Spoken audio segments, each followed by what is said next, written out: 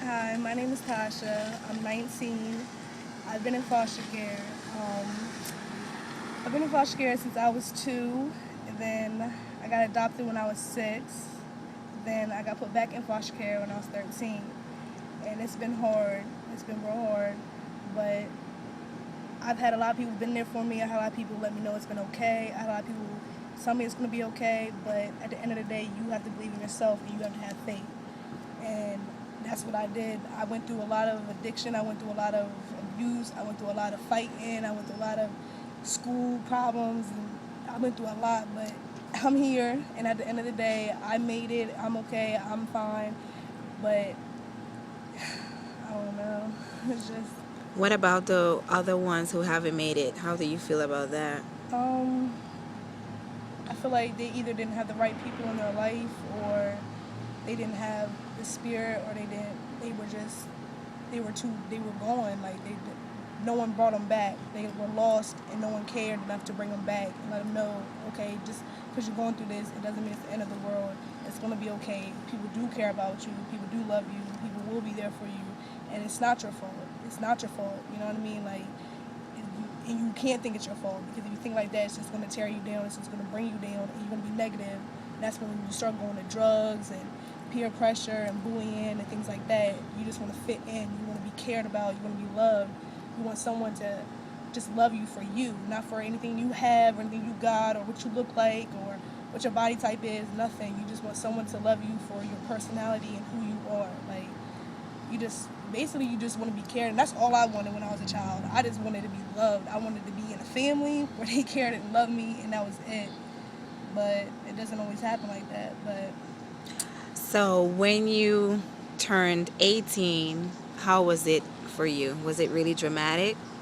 Was it a um really sad or it wasn't. It was when I turned 18. It wasn't. I was going to a shelter, so when I got to the shelter, it was pretty much like being back in foster care, because I had a curfew. I had to answer to other people. I had to answer to people higher than me. I was living with grown-ups in the house that was telling me still what to do and what not to do. But other than that, it was just the fact that you're free. Your mind is free. You feel like you are controlling your life. Like no one else can control your life. But at the end of the day, you still have to answer to people. You still have to respect people.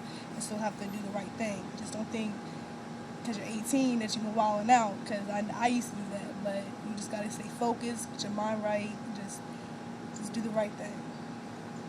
and do you think living in Delaware they really need more programs for use as the age of the foster care system? How do you feel about that?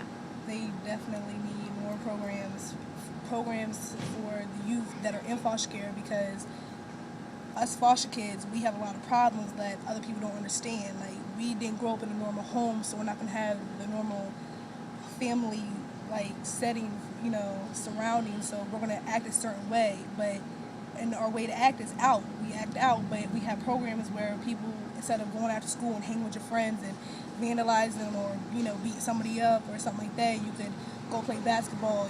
Go do something constructive so that you're not getting yourself in trouble. And just tell the audience a little bit about your story. Um, I lost my mom when I didn't lose her, but I got taken away from my mom when I was 2. But all I know is the last time I remember her, like seeing her, was I just remember crying, because she was just crying her eyes out. And I just remember, if I could go back in time and just tell her, before I never saw her, I didn't get to see my mom again until I was 17. And I hadn't seen her since I was 2. So it's been hard. And then being in foster care, it was hard. Being adopted, it was hard. Getting put back in foster care, it was hard. Like, I got abused physically, just emotionally. It was hard. Like, I didn't understand. I honestly, I would blame God. I'd be like, why? But He put you through situations so you can be a stronger person. And I became a stronger person. Like, I have my own place now. I have a job. I'm going to school. I'm doing good now because of my past, because of what happened to me. Like, it benefited me in the long run. My childhood was horrible. It benefited me, and it made me a better person. So I actually thank God for that. And what If you could tell the youths and the younger ones coming up who are in foster care, what kind of encouraging words would you actually give them today to give them hope? Um, Because you know how it feels to actually be in foster care and your parents are not in the home with you, not growing up in a family. What kind of words would you be able to encourage these youth? um, that it's gonna be okay no matter what. Like that you don't have to have people in your life to be okay. Yes, we would like to have people in our life. Yes, it would be nice to have people in our life like our parents and other people, but people are made with no family members. You know, just it's you can't think like, oh, this has happened, so I can't do this. No, you can do whatever you put your mind to. You just gotta stay focused, and you can't let your emotions get the best of you. You can't let other people's actions, like if your parents didn't want you, that wasn't your fault. So don't blame yourself. Don't be mad at them. Don't hate them, but don't be mad at yourself either because it's not your fault. Just be like, okay, that's what it is. It is what it is. It hurts, but I have to move on. You have to forgive. You have to forgive. If you don't forgive, you can't move on. You'll always be hating on somebody or hating somebody for whatever they did to you. You have to forgive. But you just gotta have faith and believe in God.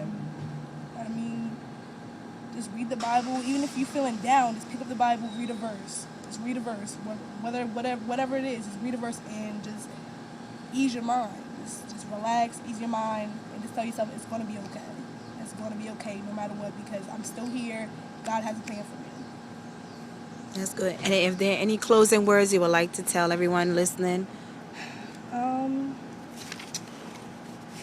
just because you're a foster child or your parents didn't want you or whatever the case is, while you're in foster care, it doesn't make you less of a person. It doesn't make you worse than anybody else or better than anybody else. It doesn't. You are who you are, and you went through what you went through because of whatever reason.